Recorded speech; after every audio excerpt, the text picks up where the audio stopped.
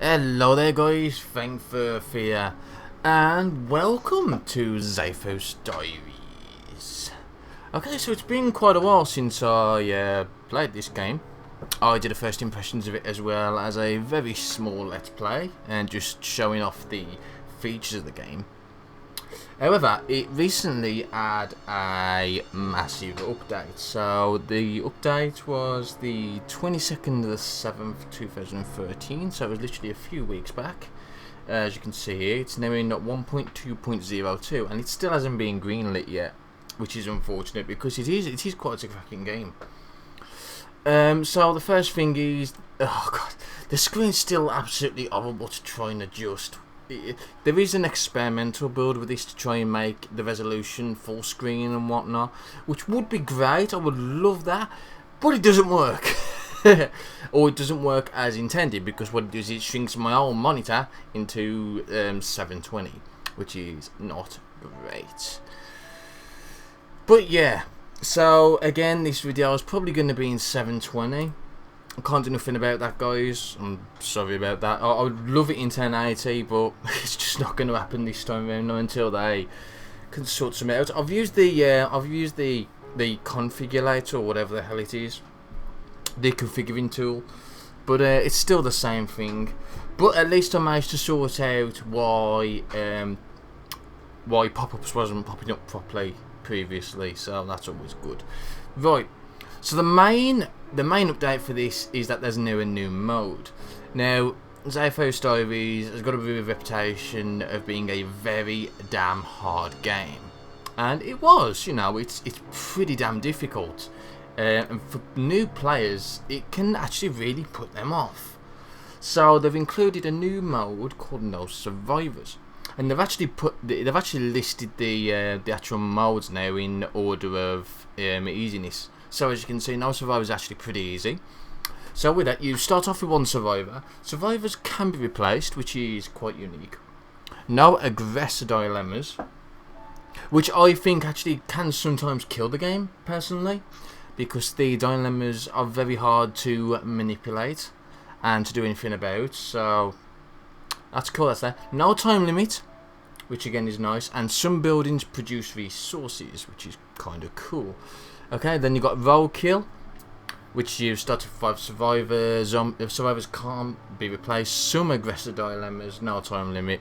A repair vehicle to win the game. No buildings produce resources.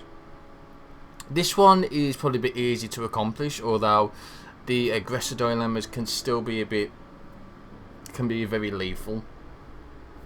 And then of course deadline, definitely the hardest out of the lot. You've got a very set time limit to try and find out all the clues to where the helicopter's going to come and get you.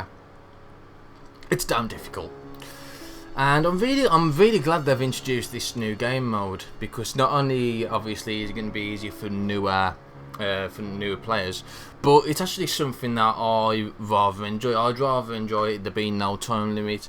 Don't have to worry too much about relations. If there's more survivors, great, you know, but it's not essential.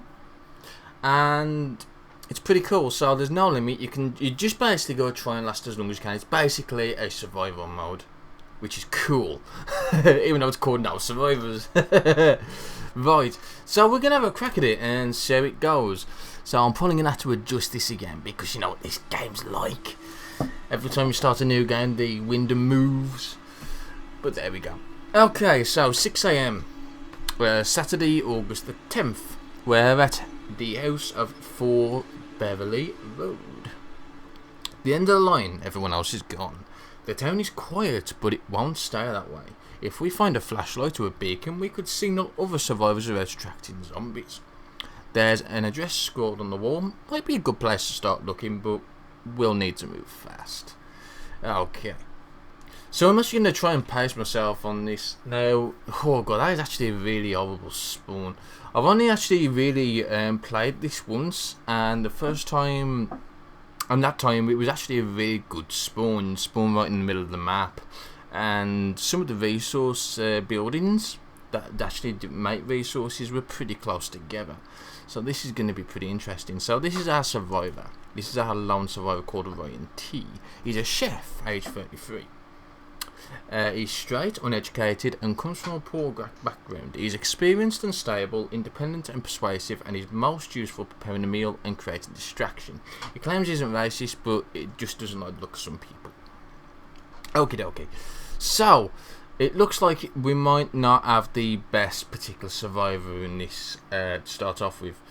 So, the new update actually introduced a lot of new stuff. So, combat gear, you now have access to stuff like armors. It's usually head gear more than anything. There's also stuff like backpacks in the game now. So, if you want to try and transfer loot from one house to another, it is now a lot more easier, provided you can actually find a backpack. And I believe there's also now a new type of weapon, the machine gun. Uses 9mm, but as you would expect, the machine gun runs out of ammo really damn quickly. It will eat it up. It's very inaccurate as well, so not ideal. Okay, so this is our area. We can't actually go out the area, so just the town. No, but let's just pretend there's invisible walls, because you know that's what some games are like. So yeah, these are invisible walls.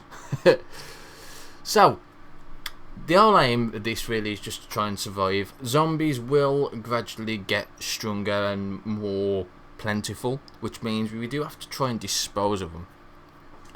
So if I wanted to, I could go straight to this survival location and see if we can meet up with survivor, but I want to check out this area first. So, the one thing you'll notice in this particular mode is that time is going to fly by very quickly.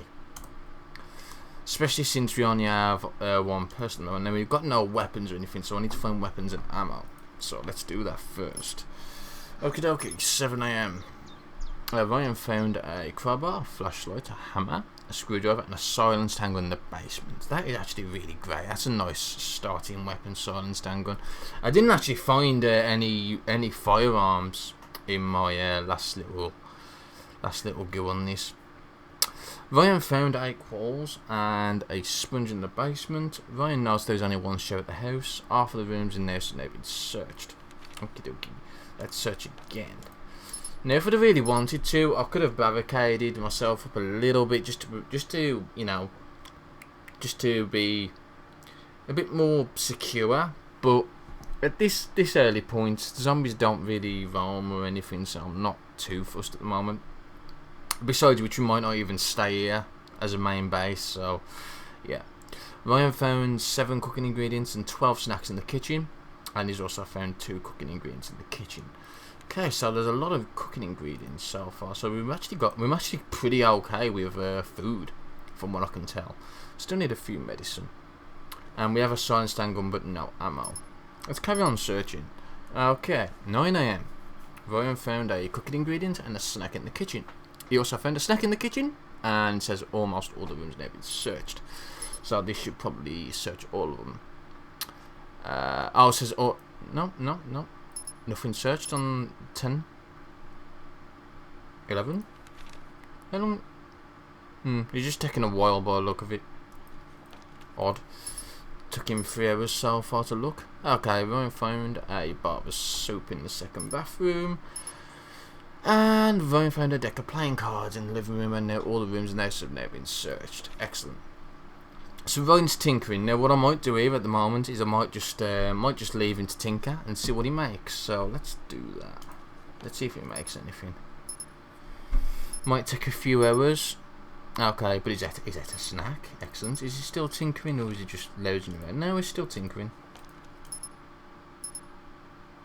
Is he actually going to finish doing what he's tinkering?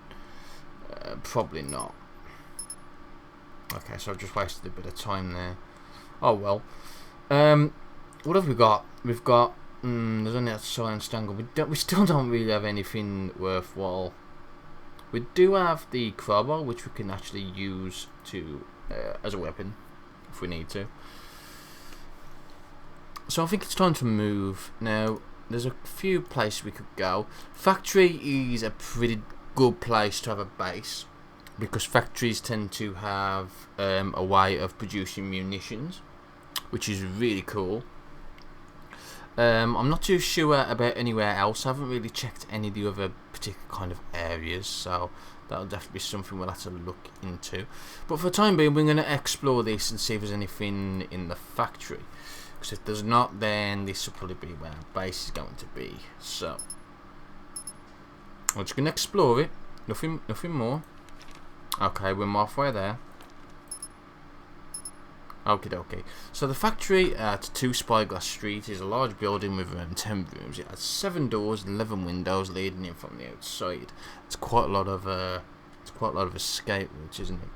This place should contain a cache of medical supplies and tools. Ryan says it might be a good place to modify weapon equipment. I scanned throughout the perimeter. He counted 1 zombie outside and saw 3 zombies inside. Okay, so what we're going to do now is we are going to wait for him to get back home because he's not actually home yet. There we go. Right, now what we're going to try and do is we're going to just basically assault the place. Since there's that 1 zombie outside, I would much rather take out that 1 zombie and then go inside. So let's do that. Let's assault. We only have a science tank and does not really have anything, so could we use the crowbar? That's all we've got, which I'm not really happy with, in all honesty. But we'll do that. We've got nothing else. We can't really do anything else, so we might as well. So yeah, let's do that. So can we carry on? Yeah, it's going to take 2 hours, isn't it? There we go. And we had a bit of a slam in there, so Ryan assaulted the location. He didn't have any long range weapons, so he moved in for some close combat around the perimeter, killing 1 of them. There were no more zombies lurking around the outside. Looking through the window, he saw 1 zombie inside. Okie dokie. So this time round, we're actually going to go in just with the crowbar, but we need to wait another hour for him to actually get back.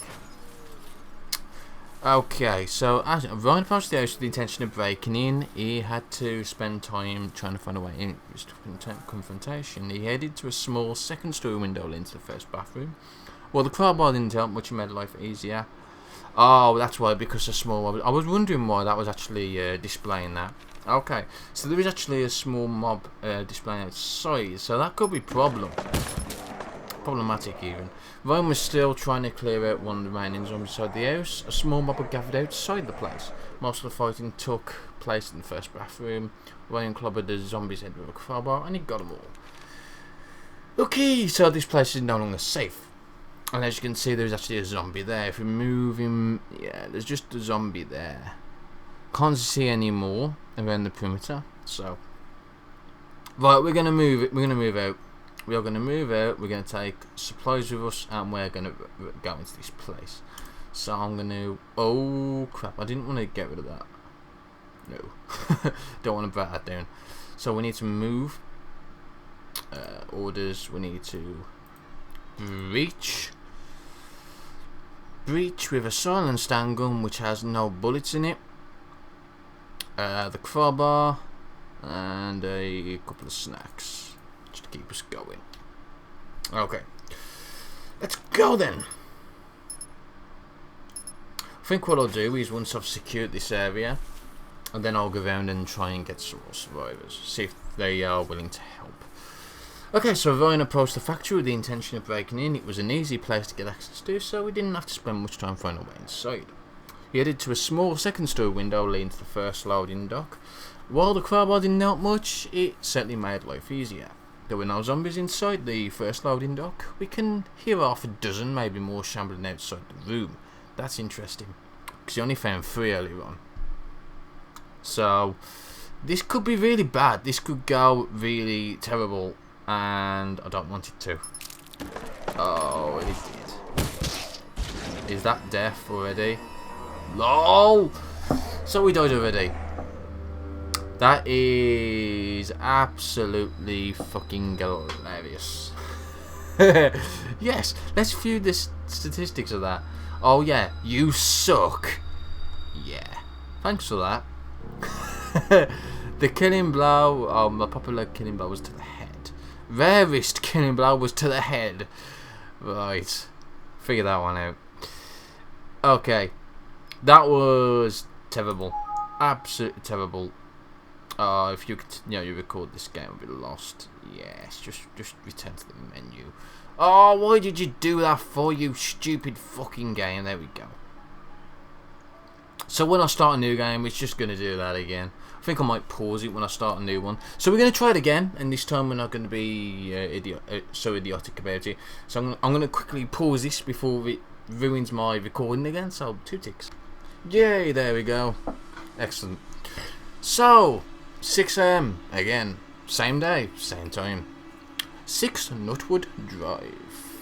The end of the line, everyone else is gone, bloody bloody blah, bloody bloody blah. We know we need to visit a location that might be close. Oh, it's actually very close.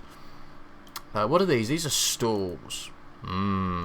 Those are very tempting. Very tempting indeed. So we are Hector Har, firefighter, age 22. He's 22, straight, has a high school education and comes from a middle class background. He is fit and strong, practical and realistic in his most use for preparing a meal, cleaning up corpses, patrolling outside and creating distraction. Probably one of the better ones to start off with actually. He has a lingering prejudice towards the poor. Okay. So, probably want to start searching for a bit first. Thankfully he's got 3 stars in that. We should have a look at our supply. We've got a baseball bat. That's actually a decent thing to start off with now. So, yeah, but yeah. Just look for weapons anyway. Sorry, just look for weapons. What we got? Hector found a crowbar, a screwdriver, a sponge and a wrench in the garage. Hector found a flashlight in the garage. Hector noticed there's only one show at the house and half the rooms have now been searched. Okay, 8 AM. Hector found a baseball bat, a spanner and a wrench in the basement. And he also found a crowbar and a motorcycle helmet in the basement. Very high loot in this particular house. Found 6 snacks in the kitchen, 5 snacks and a sponge in the kitchen, and says almost all the rooms in there have been searched. He's pretty efficient at doing this as well by the look of it. Hector found a can of gasoline, a deck of playing cards, and 2 snacks in the living room. All rooms in the house have now been searched. Excellent. Oh my god. Just give me 2 ticks. Okay. So that's brilliant. So what we're going to do now? It's a good question now. Hector is tinkering now. I'm not going to wait again like I did earlier on. I wonder if we can actually modify an item. We can possibly modify one of the baseball bats with some scrap and whatnot.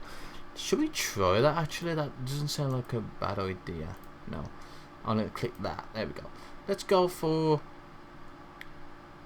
Yeah, let's go for assault. Let's try that. Let's see if we'll do anything with that. Okay, so he's modifying the baseball bat. That's a good start. Has made some progress on the modifications of the baseball bat. And he's halfway through making the modifications of the baseball bat. He created a hardened baseball bat. He's now better at assaulting and breaching locations. Excellent, that's what I wanted. That is beautiful. What's the... oh crap, I don't want to break it down. Stupid. Okay, so what's the difference? Oh yeah, it is actually a little bit more. It's actually less quiet now. Oh no, it's the same. Oh well, at least it's a bit better at assaulting now, so that's always a good thing. Okay, so where are we gonna go? I mean, we could go straight for the survivor. That might help us out a little bit. Is there any factories around here? There's 2. Hospital, you might be able to get meds at hospital as well, so that's always a thing. And maybe food at a diner. I'm just trying to think what else there could be. Warehouse, you might be able to make barricades or something like that. I'm not 100% sure. A bank, you can make money. School, you can learn stuff. Yeah. I'm just taking a little bit out of context now, aren't I? Okay, so we're going to go and see if we can get this survivor. Let's see if it'll help us a little bit. We need to take with us... I'm actually just going to explore it, I think, first. So let's just explore it and see what there is. Okay. The house at 4 Bison Street is a small building with around 6 rooms. It has 3 doors and 7 windows leading from the outside. Hector scouted around the perimeter. He counted 1 zombie outside and didn't see any inside. And of course he returned from his recon. So, I might actually assault first and then breach, like I did last time. That seems to be the way to go actually. Assault first then breach. Unless they're not outside, then it's actually pointless. So let's just take a snack with us. I don't know why we would, but fuck it. Let's just take a snack with us. Let's go. Okay. He assaulted the location. He didn't have any long-range weapons, so he moved in for some close combat action around the perimeter, and he killed 3 of them. Excellent. And the house is clear of zombies for now. Okay, I'm going to move all the thingy stuff, all the good stuff we've got. So we're going to take the hardened baseball bat, take the motorcycle helmet, take snacks. I'd say about 9 of them will do. Don't really need anything else. Actually, if we get rid of some of those and take a crowbar, bollocks, crowbar, there we go. That'll do nicely. Let's go. Another survivor has approached Hector. He looks healthy, experienced and stable, that's all we know. Hector can't see a reason not to partner up with him. He's got a cricket bat, a golf club and 2 switchblades. Let's accept. Okay. This is interesting. He headed to a small second-story window leading to the study. When it came to getting inside, the crowbar proved very useful. There were no zombies inside the study. The whole location is silent. Hector found a chest set while exploring. Noticed only one show at the house, and he discovered another survivor. That's cool. He managed to do all that in 1 hour. Wow. He was healthy, unbeaten, carrying some weapons. He joined the group, and Hector is happy about the new partnership. Excellent. So, it also seems like there is actually they're both have a prejudice towards the poor. That's interesting, isn't it? That. Okay, that's cool. And he's also athletic as well, which is great. Great indeed. Okay. So, what should I do? Should I search this place, or should we just go straight for the factory? I might even check a store. A store might be a better idea than a house. What have we got here? We've actually got quite a lot of stuff here as well, although there's not really much food. There's a beacon here. Flashing light that attracts survivors. Must be used with the watch for zombies order. Interesting. Let us if you check the store out and you search the location for anything useful, we'll see how that goes. Okay, so the store at 5 School Drive is a tiny building with around 4 rooms. It has 2 doors and 7 windows leading from the outside. This place should contain a cache of weapons. In the store, really? Darren scouted around the perimeter of the store. He counted 0 zombies outside and 3 zombies inside. Okay, so Hector and Darren have been discussing tactics and they both feel smarter, which is great. Hector ate a snack. Hector found a hammer, a screwdriver and a switchblade in the attic. It's also getting dark outside. Hector found a baseball bat, a hockey mask, a motorcycle helmet and a spanner in the attic, and this is off the rooms that they've been searching. And Darren also found a carving knife while exploring. Interesting. Might be an idea just to go straight through this place and hold up there for the time being. Is that just a house? I'm just wondering what that. Yeah, it's just a house. I'm not 100% sure what that was, but hey, it's alright. Okay, so let's take the hardened baseball bat. What else is there? Take the other baseball bat.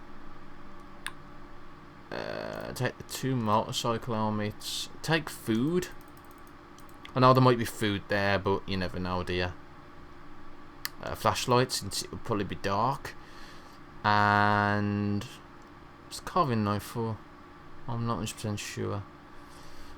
And a crowbar just to get in here a bit easier. There we go. Let's do that. Go. 7 PM. Okay, so Hector and Darren approached the store with the intention of breaking in. They had to spend some time trying to find a way in, increasing the risk of confrontation. They headed to a side door leading to the aisles. When it came to getting inside, the crowbar proved very useful. There were no zombies inside the aisles. It sounds like there are only a handful of zombies wandering around in here. It doesn't look like there are any zombies outside the store. Good. Okay, so Hector ate a snack. Hector and Darren were still trying to clear out the remaining zombies inside the store. There were a few outside the place, so most of the fighting took place in the aisles. Hector clobbered the zombies with a hard baseball bat, and Darren smashed the zombie's head in with a baseball bat after bashing its left leg, left arm, and poor sod. But they managed to get them all. So yeah. Now we've got 4 corpses in here, and we need to dispose of them. The problem that I come across when I was the only survivor is that it took a very long time to actually clear out corpses, and by the time it took to clear out the corpses, it was a couple of days ahead, and yeah, shit hit the fan pretty quickly. I wonder how many survivors max you can have. It's probably 5 again, but hey, okay. So let's have both clean up corpses. Okay, let's get Devon clean up the corpses, and Hector can. What is in this location at the moment? Not an awful lot. There's a lot of cooking ingredients and snacks. So I'm actually wondering if it's worthwhile both from actually cleaning up corpses together, just in case they decide to rot. I think it is. And now giving a lung better after cleaning up corpses. This is a lot better. Okay, so Hector and Devon removed all corpses from the oils. All corpses have been removed from the store. Hector washed himself in the shower. Devon found a chest set and also a nice little wooden shower in the store. But at least everything's done and dusted now, so I don't know what I'm doing that for. We're going to search with one. We're going to search with Devon. Not Devon. And we're going to have Hector to just watch for zombies and report. Yeah, sounds like it. I might even barricade. I don't know if we should barricade or not.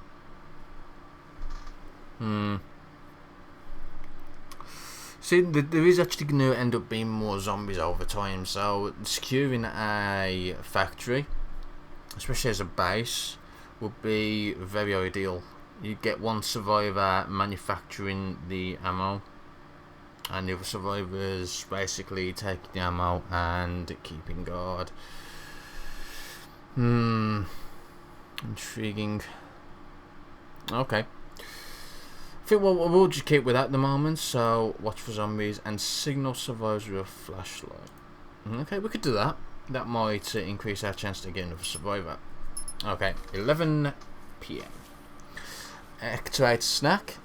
Devon found a bandage, 3 cooking ingredients, a flashlight, a golf club, and 2 snacks in the oils. Devon found 2 bandages, a baseball bat, 3 cooking ingredients, a deck of playing cards, and 2 snacks in the oils. And he also says after rooms and they've been searched. Did I make him do... No, we want weapons and ammo. Okay. Right, next page, you ready? Oh, it's because it's 12 AM. Okay. So Devon found a fire axe in the oils. Devon found a cooking ingredient in the oils. And Devon says almost all rooms they've been searched. Okay. 1 AM.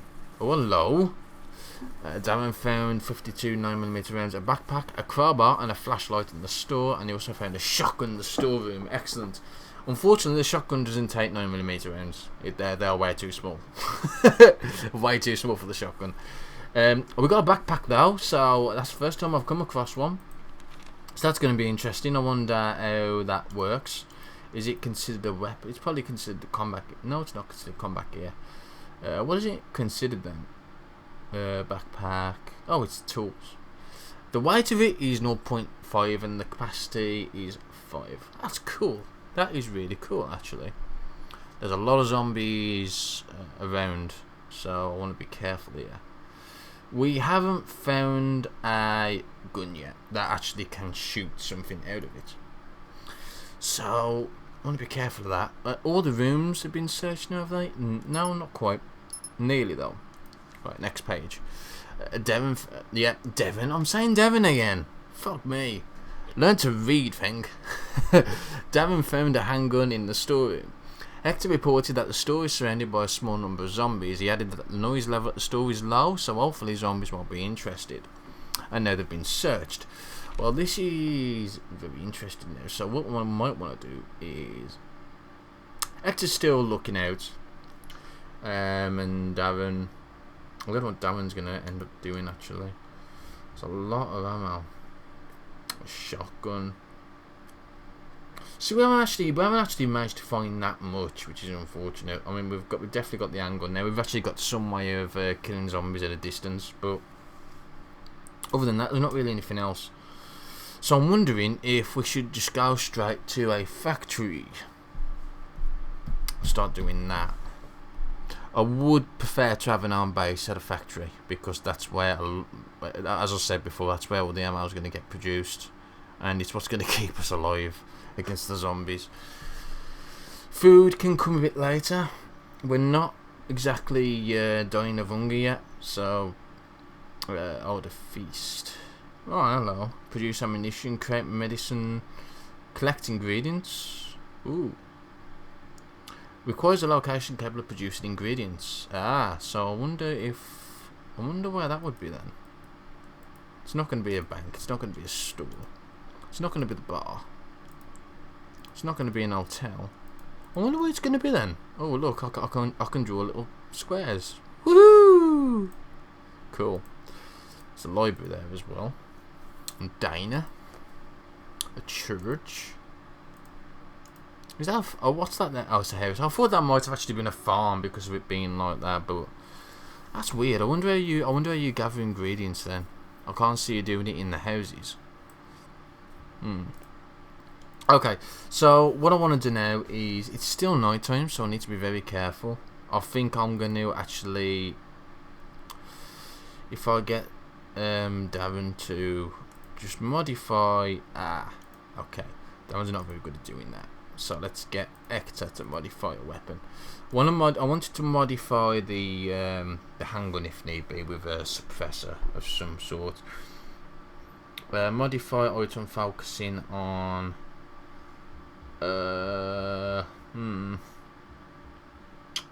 defense, sniping. Yeah, I think that might be what I want. I could be wrong now. He's modifying the shotgun. Well, shotgun's not exactly a sniper rifle, unless you're going to give it slugs. Then it's basically a sniper rifle. Hector is making good progress on the modifications of the shotgun. Hector created an extended shotgun. It is now better shooting over long distance. Cool, okay. And he's now actually modifying the handgun. I wonder if that's going to be an extended handgun. Be hilarious if it was. Sun's coming up. It'll be easy to spot zombies. 6 AM. Brilliant. Hector's made some progress on the modifications to the handgun.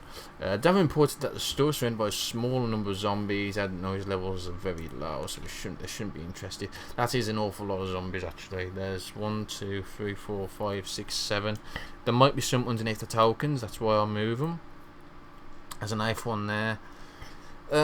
Okay, so this might be the point where we might actually want to possibly check out this factory, so I'm going to get him to investigate that. Can I take something with me to actually help me with that? Could I take like a flashlight? I don't think a flashlight's going to really help much, but you never know. I'm actually going to take a weapon with me as well, just in case. So we'll take the iron baseball bat and a motorcycle helmet. Might not need to, but hey, may as well. Okay. So 7 AM. The factory at 3 Guernsey. I think that's how you pronounce that. Guernsey. Yeah.